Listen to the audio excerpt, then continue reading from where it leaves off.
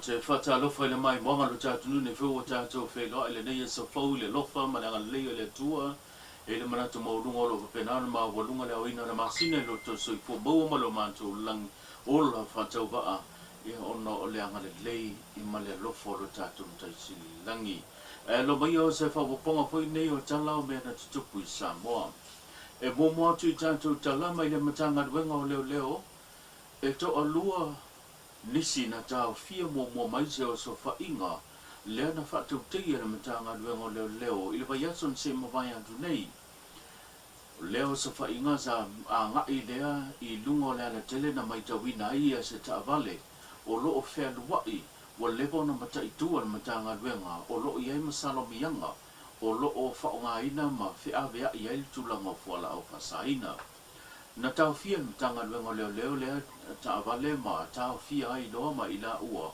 ma o lea na whaatino isu enga na matanga duenga ma maa wai ia tulanga o paipa o me whaitino e ulai le aisa a toa maluana pa pele pauta whasaina o le aisa lea na maua I tutono le taavale ma ua tau fia ai le matanga duenga leo ila ua lea sa fia wa I whaasoli tula fono I lunga lea tele ma whea vea ia tulanga o whala au whasaina e se mai I leo se whainga lea le matanga duenga leo I lunga lea tele lea na tau fia I le taavale lea mai la ue tō lua na ngai fo ia se o se whainga le matanga duenga leo I se tasi o whale maututongi le taulanga ma tau fia mai ai ni se tō tolu lea na mawatu I tutono le potolo iai fo I tulanga o whala au whasaina I le ngata le pauta o le aisa whape fo ia me whaitina whaonga ina e ula I le aisa a toa I maniso whainga na mori mawina le matanga duenga leo wasa ati nisio whalau whasainga anga I te tono le singa I te tono le potu lea wha mautu ai ia I la tau nei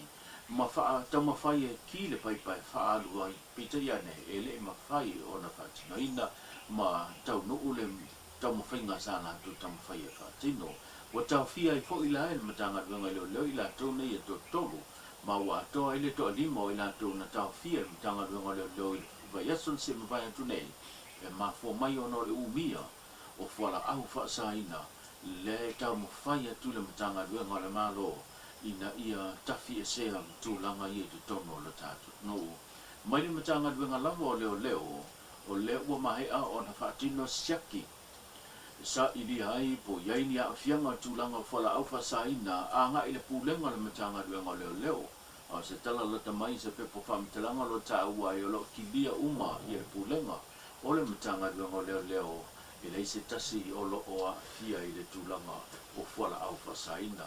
O le vaenga tumaoti le Strauss, lea na la tau whatautaia ia lea su enga e pei o na amata mea le pūlenga le matanga duenga leo. Inisi o tātou tala, mai le whaatūlanga ina ua 5 suma le iwa Samoa I le tūlanga pa uma wa lalo ma le uti le avanoa. Mo le sa o le tonga I whaatino I le au nanga whaatustala. O le wa mai se fina ngalo o le teitai o le atunu. E mafua le tūlanga o na o le whaitaua nisi. O mafua le tūlanga le pa uma wa lalo le tūlanga o Samoa. I le sa o le tonga I whaatino I anga duenga whaatustala ma whaasalalau. O na o le tau mia mai e le malo. Ai o nisi foi o fina ngalo le atunu o lo whapea mai. Wa le tali tonuina le ngaduenga ma le whaatinonga le pitola au o tustala. O no to tele I la tau e whaonga ina.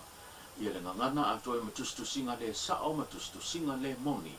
Wa whaasala lawina, ma whaaleanga I nai ia le malo a toi manisa tamari anga o nisi fo I o le atunu. O le tasio ala ata whaasala lau ia po se wa. Newspaper le alava o le mapu le tamu whai mai o le malo e whaasao sao. Ia la tau tustusinga le tele na tua ia ma le whaavaea mai le moni. O le wa mai se fina ngalo le te tai o le atunu e tu sai ma le nei matau po se whapoponga le nei tala. O fia, misi o newspaper, ma lau whaasara lau, o a ngai melim ta upu le tātou te tala noa I whapea te mini.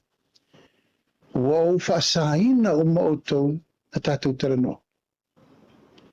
Wa o tapunia whai to toa e sase sin to e fisiri mai e te. Wa ele tūlanga wa o whapea atu wa matuai. O wa atu le limo le malo e tau fiofi ele I a te tau whatu stala. Siri whao tau iau tau.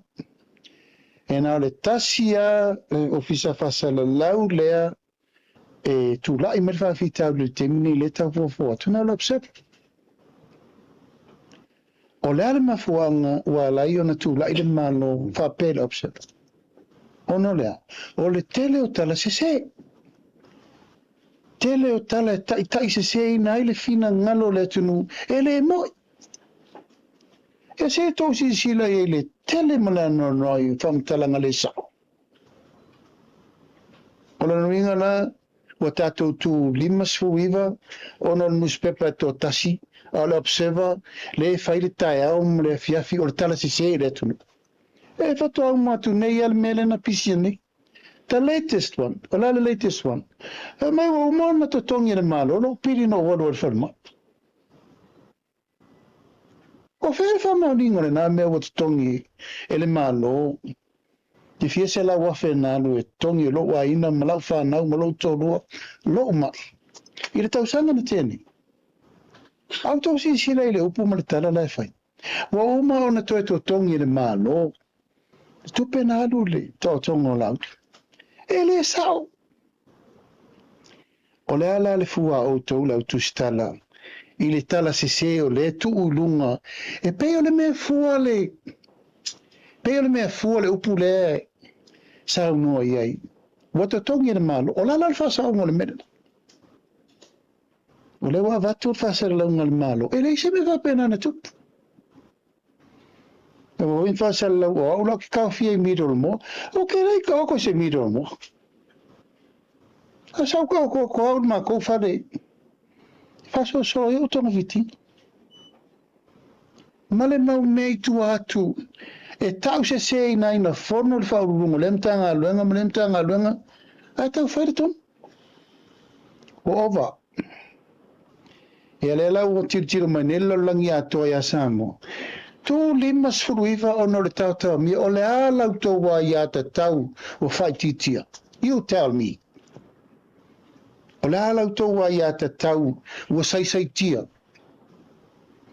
o ia whai akuru whase seo le kungu umara kupore vesi ai langa me ku wa i me tu la ile mano ma le 5 si ta fi o to talia o toula fasara lau i le pesiri lea o telefo in tau pule ma le observa awane o tau matala la tala lea o teletu la fo ia se newspaper sawe a nga i le malo le malo sa mo ma tangata uma o leo te tu e popui I le tūna i ai o nisi o Masina sa tāku nia lea o nanga le whaloloa por kompania Frankie Waitele.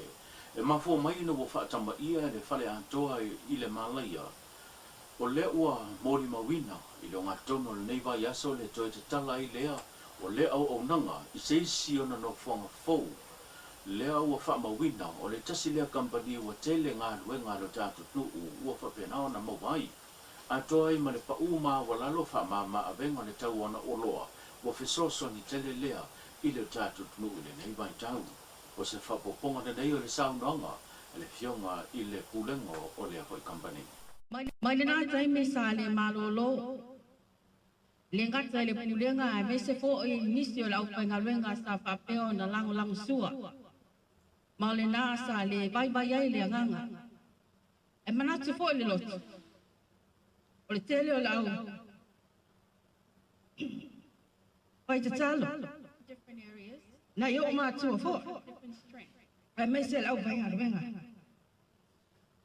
Ta le ai se te tulu sa iai le nā taimi na mo alfali. A sa langona le mawhanwhana o le tino. E le po se lilo. Tele o tulanga sa wha le angaina. Ele ngata ele oloa.